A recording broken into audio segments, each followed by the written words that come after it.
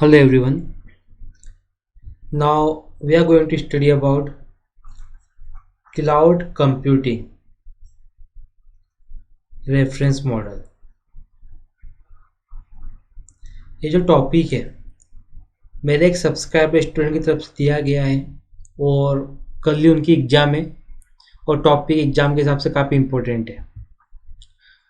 अगर हम cloud computing reference model की बात करें तो ये मॉडल हमको बताता है कि क्लाउड का इंफ्रास्ट्रक्चर, क्लाउड की सर्विसेज किस तरीके से और किस ऑर्डर में काम करती है। क्लाउड कंप्यूटिंग रेफरेंस मॉडल को समझने से पहले हम क्लाउड के बारे में समझ लेते हैं। क्लाउड मीन्स होता क्या है? क्लाउड मीन्स एक ऐसा स्टोरेज जिसको ऑनलाइन रखा गया है, या फिर हम बोल सकते हैं कि जो नेटवर्क के अंदर है और मोर देन वन पीपल उस स्टोरेज को यूज़ कर पाए, उसे हम लोग बोलते हैं क्लाउड। अब हम बात करते हैं क्लाउड कंप्यूटिंग की। तो क्लाउड कंप्यूटिंग मीन्स जब मोर देन वन क्लाउड या more than one services more than one people के थ्रू यूज़ की जा सके with the help of network और internet, that is known as cloud computing. अब हम स्टार्ट करते हैं क्लाउड रेफरेंस मॉडल को। तो क्लाउड रेफरेंस मॉडल तीन तरह की सर्विसेज से मिलकर बनता है। एक होती है आस, एक होती है पास और एक होती है सास। यहाँ पर आस मीन्स हो जाता है infrastructure as a service, infrastructure as a service. अगर मैं पास की बात करता हूँ तो पास मीन्स हो जाता है प्लेटफॉर्म एज ए सर्विस। अगर हम यहाँ पे बात करते हैं सास की तो सास मीन्स हो जाता है सॉफ्टवेयर एज ए सर्विस। तो तीन तरह की सर्विसेज हमारे पास है।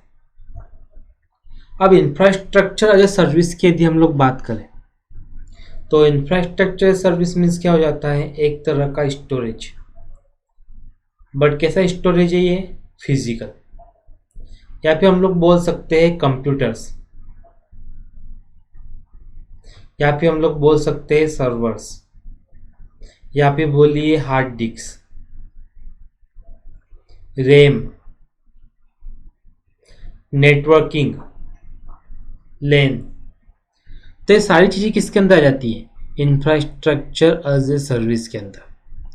मीन जितना भी फिजिकल कंपोनेंट हमको लगता है जहाँ पे कि हम एक्चुअल डेटा को स्टोर करके रखते हैं, उसे कहा जाता है इंफ्रास्ट्रक्चर एज ए सर्विस। सबसे कॉस्टली पार्ट होता है क्लाउड कंप्यूटिंग के अंदर इंफ्रास्ट्रक्चर एज ए सर्विस। अगर हम इस डायग्राम को देखें तो हमें यहाँ पे दिखाई देगा यहाँ पर क्या यूज़ किया गया है? Virtualize server, then storage, networking. इनके एग्जांपल्स क्या क्या है? Amazon EC2, S3, right scale, V cloud. इसके साथ ही गूगल भी देता है infrastructure as a service. Microsoft, इसे बहुत सारी कंपनीज है जो इंफ्रास्ट्रक्चर एज ए सर्विस को प्रोवाइड करती है। अब इसके ऊपर की जो लेयर आती है वो होती है प्लेटफॉर्म एज ए सर्विस। अब प्लेटफॉर्म एज ए सर्विस में एक्चुअली होता क्या है? ये एक एनवायरनमेंट देता है, एक ऐसा इन्वायरमेंट जिसके अंदर हम हमारी एप्लीकेशन को रन कर सकते हैं, हमारी एप्लीकेशन को डिप्लॉय कर सकते हैं। वैसा इन्वायरमेंट मिलता है प्लेटफॉर्म एज ए सर्विस की। जैसे कि अगर हम यहाँ पे देखें डायग्राम के अंदर, run time environment for application हमें यहाँ मिलता है, साथ ही डेवलपमेंट इन्वायरमेंट भी मिलता है, डाटा प्रोसेसिंग इन्वायरमेंट भी हमको यहाँ पर मिलता है। इसके एग्जाम्पल कौन कौन से? विंडोज अजूर है, हाडूप, गूगल ऐप इंजिन, अनेका। अगर मैं यहाँ पे एग्जांपल ले लेता हूँ गूगल ऐप इंजिन का, ये हम एग्जांपल ले लेते हैं विंडोज़ अजूरे का। तो विंडोज़ अजूरे किस काम में आता है? वेबसाइट को डिप्लॉय करने के काम में आता है। मान लीजिए आपने कोई वेबसाइट बनाई। अब वेबसाइट बनाने के बाद आपको क्या चाहिए? एक ऐसा प्लेटफॉर्म चाहिए जहाँ पे आप उस वेबसाइट को होस्ट कर सको। तो होस्ट करने की जो फैसिलिटी है वो हमें कहाँ मिलती है? विंडोज़ अजूरे में। मीन्स यहाँ पर आप वेबसाइट को बना भी सकते हो, वेबसाइट को होस्ट भी कर सकते हो। इसे कहा जाता है platform as a service. Same वैसे हम बात करते हैं गूगल ऐप इंजिन की। तो गूगल ऐप इंजन भी क्या होता है, एप्लीकेशंस को होस्ट करने के, रन करने के और डेवलप करने के काम में आता है। अब इसके बाद हम लोग देख लेते हैं सॉफ्टवेयर एज ए सर्विस के अंदर क्या होता है। तो जैसे कि हम लोग यूज़ करते हैं व्हाट्सएप, तो व्हाट्सएप भी एक एग्जाम्पल हो गया सॉफ्टवेयर एज ए सर्विस का। हम लोग यूज़ करते हैं एफबी मीन्स फेसबुक, वो भी एग्जाम्पल हो गया सॉफ्टवेयर एज ए सर्विस का। हम लोग यूज़ करते हैं यूट्यूब एप्लीकेशन, वो भी एक एग्जाम्पल हो गया सॉफ्टवेयर एज ए सर्विस का। अब आप समझ ही गए होंगे दुनिया में जितनी भी वेबसाइट्स है, जितने भी एप्लीकेशंस है, चाहे वो मोबाइल के हो या कंप्यूटर के हो, सब किस कैटेगरी में आ जाते हैं, सॉफ्टवेयर एज ए सर्विस में आ जाते हैं। जिसका यूज़ एंड यूज़र करता है, मीन्स आप में जिस एप्लीकेशन का यूज़ करते हैं वो सब किसके अंदर आ जाते हैं, सॉफ्टवेयर एज ए सर्विस के अंदर आ जाता है। जैसे कि यहाँ पर दिया हुआ है software as a service means end user applications, या फिर साइंटिफिक एप्लीकेशंस, या फिर ऑफिस ऑटोमेशन सॉफ्टवेयर, यानी अकाउंटिंग का सॉफ्टवेयर है, टाइपिंग का सॉफ्टवेयर है, या फिर फोटो एडिटिंग सॉफ्टवेयर, या फिर CRM सॉफ्टवेयर, या फिर social networking software ETC। Means वो सारे सॉफ्टवेयर जो एंड यूज़र मीन्स हम लोग यूज़ करते हैं वो कहलाता है सॉफ्टवेयर एज ए सर्विस। कुछ एग्जांपल्स यहाँ पे जैसे गूगल का है डॉक्यूमेंट्स, गूगल डॉक्यूमेंट है, फेसबुक है, फ्लिकर है, सेल्सफोर्स है, ये सारे एग्जांपल्स किसके, सॉफ्टवेयर एज ए सर्विस के। अब इस डायग्राम के अंदर यदि हम देखें तो यहाँ पर आपको दिखाई दे रहा होगा वेब 2.0 इंटरफेस।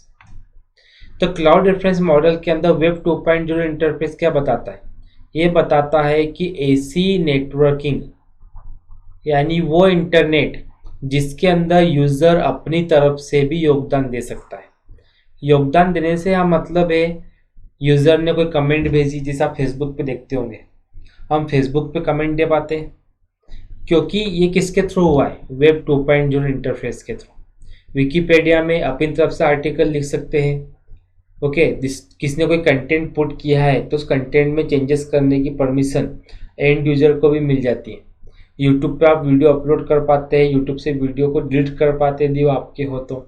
ये सब कुछ किसके थ्रू पॉसिबल है, वेब 2.0 के थ्रू। अगर मैं वेब 1.0 की बात करूं तो वेब 1.0 के अंदर क्या होता था कि यूज़र ओनली उसको रीड कर सकता था, उसमें चेंजेस नहीं कर सकता था। लेकिन वेब 2.0 में क्या होता है, यूजर चेंजेस भी कर सकता है। जस्ट बिकॉज ऑफ वेब 2.0 आज फेसबुक के अंदर हम कमेंट पुट कर सकते हैं, फोटो को डिलीट कर सकते हैं, फोटो को अपलोड कर सकते हैं, या वेबसाइट में किसी भी वेबसाइट में कंटेंट को चेंज कर सकते हैं। तो यहाँ पर क्या हो रहा है एक्चुअली, जितनी भी सर्विसेज है इन तीनों सर्विसेज को यूज़ करने के लिए हमें किसकी ज़रूरत पड़ रही है यहाँ पे, एक नेटवर्किंग प्लेटफॉर्म की, जैसे कि यहाँ पर दिया हुआ वेब 2.0। और जितने भी एंड यूजर्स हैं इन सर्विसेज को यहाँ पर यूज़ कर सकते हैं। तो ये था क्लाउड रेफरेंस मॉडल जो कि बहुत ही इंपॉर्टेंट था एग्जाम के लिए। आई होप आपको ये लेक्चर समझ में आया होगा। कोई भी कमेंट हो, कोई भी डाउट हो, आप कमेंट बॉक्स में लिख भेजिए। Thank you so much.